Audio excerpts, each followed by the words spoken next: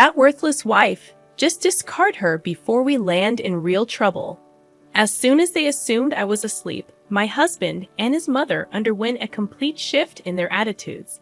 Initially leaving home under the pretext of safeguarding their assets, they shamelessly returned, unleashing chaos. When I confronted them with reality, my name is Daisy, 30 years old, engaged to Brad after a 5-year courtship, living with his parents, the true nature of my husband and his mother became evident. Despite our initial agreement to purchase our own house after having our first child, almost 2 years had passed, and we were still residing with his parents. In this extended stay with my husband, his mother, and his younger brother, concerns about me surfaced among those around us. My parents lived at a considerable distance, requiring air travel, expressing regret that they couldn't provide assistance. Despite this, my relationship with my husband and mother-in-law remained strong, seemingly immune to the typical conflicts between mother-in-law and daughter-in-law. I was content until one day, an accident left me hospitalized with a broken bone. Initially, my husband and mother-in-law visited daily, displaying genuine concern. However, their visits dwindled to once a week, and their attitude took a drastic turn.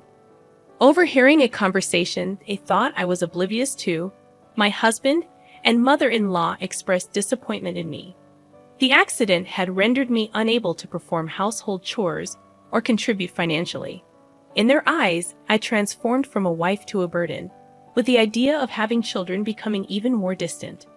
Their conversation continued, dismissing the purpose of our marriage, claiming that I was meant to serve as a maid and caregiver. Frustrated by the inconvenience, they discussed the possibility of divorcing me. Unbeknownst to them, I heard it all while pretending to be asleep. From that point on, their demeanor towards me grew increasingly cold. My husband's visits became sporadic, and my mother-in-law's comments were laced with disdain. The only solace came from my brother-in-law, who continued to assist me with daily tasks and offered emotional support during my hospitalization. Although physical therapy was challenging, my brother-in-law's presence helped me persevere. Despite my progress, when I shared news of potential lingering issues with my husband and mother-in-law, they argued over my fate, blaming me for their troubles. In reality, I had been caring for my father-in-law for 5 years, a responsibility I undertook while dating my husband. Why don't you live together since you are both going to get married anyway? Yeah, it's a great idea. We can save money by living together and then get married when we're settled. When I hesitated, they reassured me, it's okay. We have plenty of rooms and we won't invade your privacy. Plus, you don't need to pay rent. You want to marry my son, right? How could I refuse? But in return, we have a favor to ask, Daisy. While you're working from home, can you look after our father, who needs care? It's only for 4 to 5 hours during the day when my mother is out for her part-time job. We also have my brother, so the two of you can work together. My brother-in-law was also working from home, so Yi and I teamed up to take care of my father-in-law in the house. My father-in-law and brother-in-law were very close. My father-in-law had a hobby of collecting furniture and even had a separate house just for it. My brother-in-law and I always enjoyed hearing about his hobby. My father-in-law loved his caring son, Regan. Eventually, my father-in-law's health began to decline, and after years of care, he passed away. After that, my husband proposed to me, saying, "Thank you for always taking care of my father. Let's continue to be together. Let's get married." Despite having worked hard on housework and caregiving, the moment I became immobile, my husband and mother-in-law's attitude towards me became as if I were worthless. Even I, normally composed, was infuriated. "Force me, please pay what you're supposed to." "Well, I don't want any trouble, so I'll give you the house." Let's waive the other division of property. I wondered if he would really give me the house. But since my father-in-law had left a substantial inheritance, it was divided among my mother-in-law, Brad, and Regan. The inheritance amounted to approximately $300,000 each, so he seemed to have enough assets. Regan was tasked with handling all paperwork, with the executor and had to visit the court several times, which was quite a hassle. No way, we can't give away the house. If we divide the property, I'll lose half my savings. It's just a wastefully large house in the countryside. Even if we give it away, it's not an issue. Even at the highest estimate, it's only worth about $100,000, plus various fees will be deducted when we sell it. It's cheaper than losing half my savings. Well, if you say so, Brad. But what if she demands more later? What if rumors spread in the neighborhood because we abandoned her? The two debated what to do with me. Then I'll take her in, Reagan, Brad's brother, interrupted. Why would you go out of your way to do that? Ah, you've been interested in Daisy, haven't you? That's why you're so willing. You can have her if you want. But she's no longer of any use to us. Don't ask to take Daisy and the house back later, okay? Why would I? I just hope you won't come asking for money later. And remember, you can't return damaged goods. Brad and Reagan signed papers and arranged to formally change the property title through a lawyer. I'll take out some money for my savings. So why don't you find a younger, healthier, and prettier woman to marry and build a better house? Sounds good? Hey, Daisy, get a lawyer to file for our divorce quickly. They said they'd stay in a hotel for a while and left the room. Reagan and I silently saw them off. I had to find a lawyer to file for our divorce first. Reagan helped me to file for the divorce, and in a few days, Brad and I became complete strangers.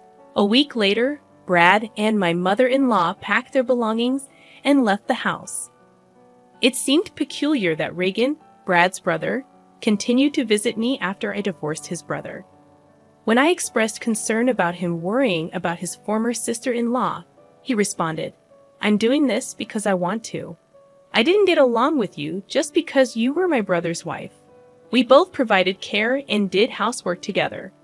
We've talked a lot more in these 7 years than you ever did with my brother. We're friends, aren't we?" Reagan said with a gentle smile. All I could do was express my thanks and gratitude. A month later, I was discharged from the hospital. Although I had to continue visiting for physical therapy, being back home after such a prolonged absence was a relief.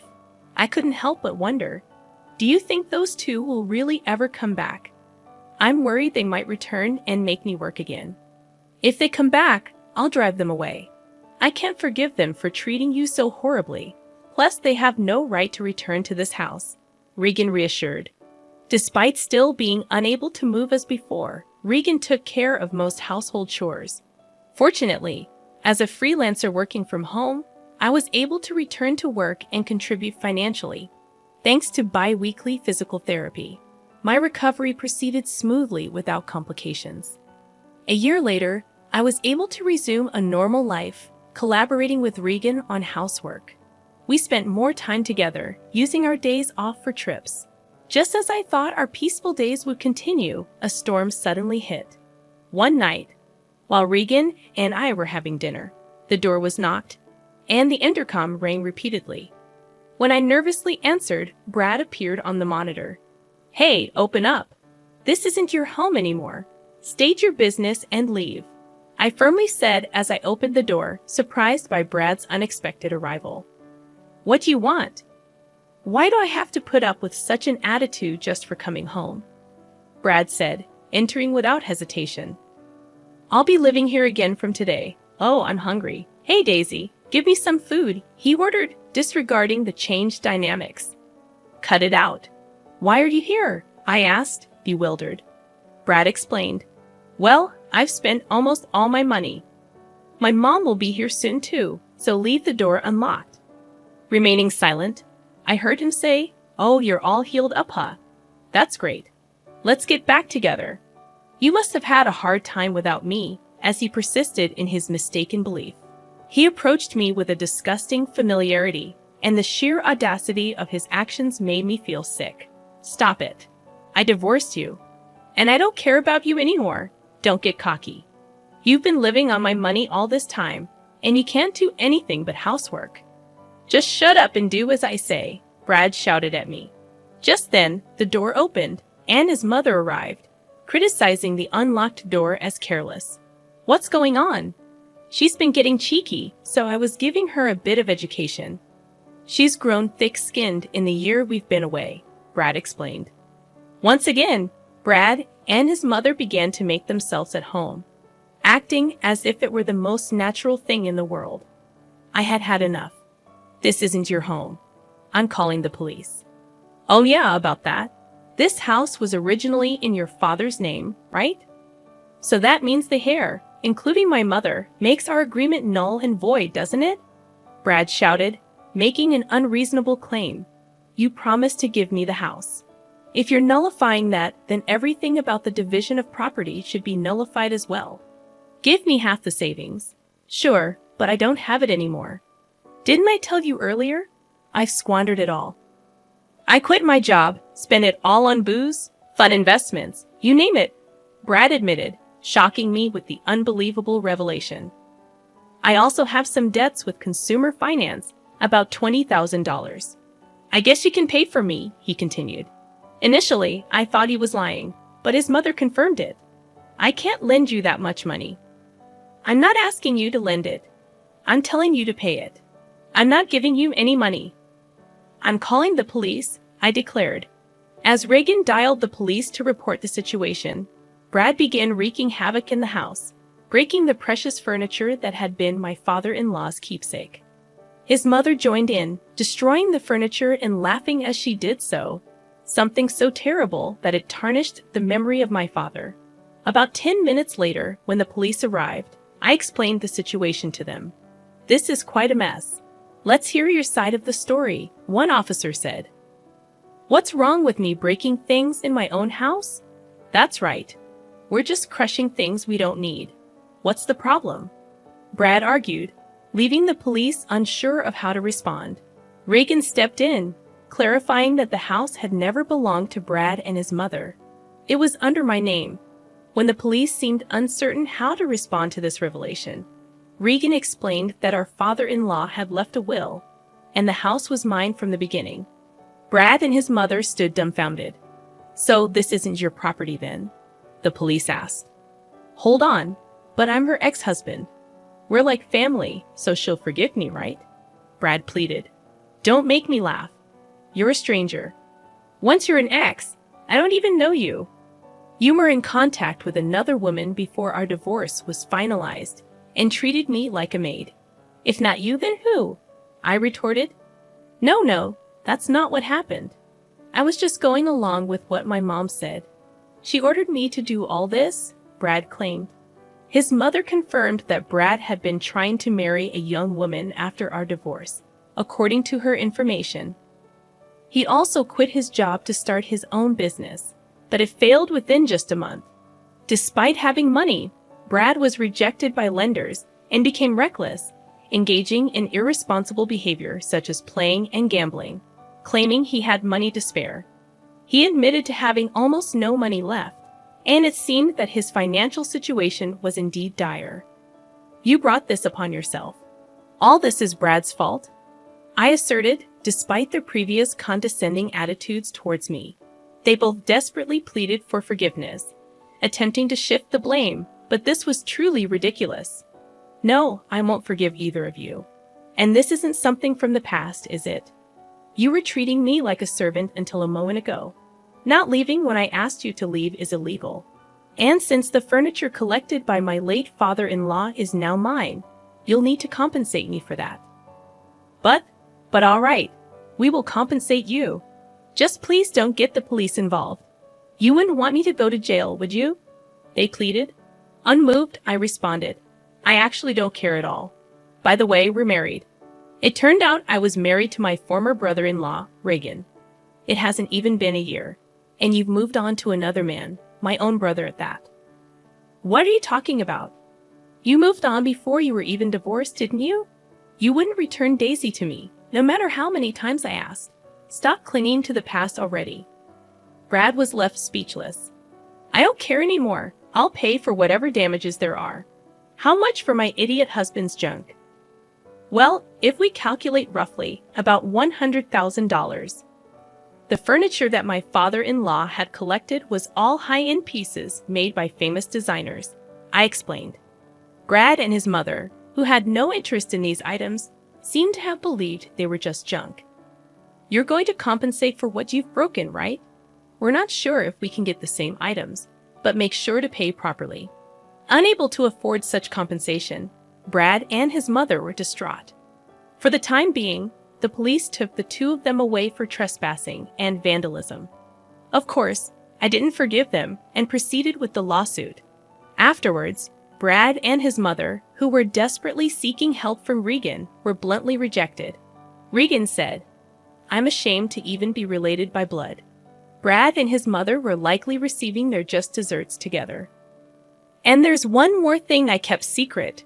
My father-in-law told me to sell the house and use the money as I wish. Regan had told me that the price of the house was $100,000. But in reality, the document stated the value of the house was around $500,000. It's a good location, so it might sell for a bit more. But for now, Regan and I decided to take it easy in the house my father-in-law left us, with no plans to sell it. Eventually, we planned to sell the land and build a new house. I had some worries about having children, so after getting married to Regan, I went to the gynecologist for a checkup.